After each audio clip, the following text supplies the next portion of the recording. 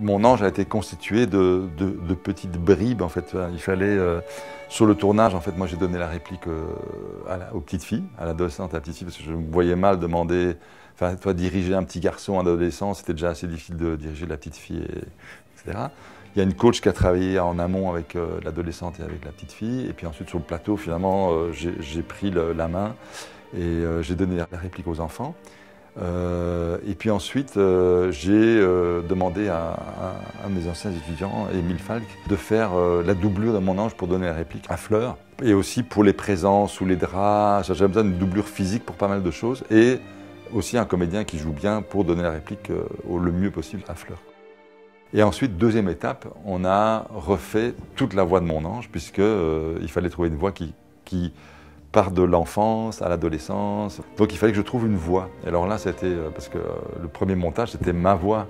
Donc c'était horrible, c'était impossible de voir si le film marchait bien ou pas. Surtout que j'essayais de faire le petit garçon, donc c'était juste ridicule. Et puis bon, il s'est très vite avéré qu'il fallait une voix particulière, quoi. Une voix très spéciale, avec un grain particulier. Bonjour. Je t'ai encore jamais vu. Tu me vois? Pas avec mes yeux, mais je t'entends et je sens ton odeur. J'aime bien quand tu joues du piano.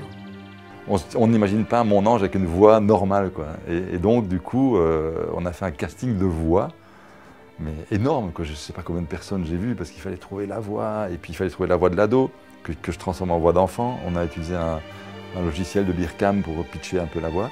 Et il fallait trouver un adulte qui colle avec la voix de l'ado. Donc on a réécrit complètement le film, parce que quand on a eu la voix du personnage, ça a tout changé, quoi. Donc on a remonté l'image, on a fait des allers-retours tout le temps entre l'image et le son. Donc on a cherché des présences qui à la fois étaient crédibles. Qu'est-ce que ça fait quoi le son d'un homme invisible qui se touche la peau ou qui marche par terre?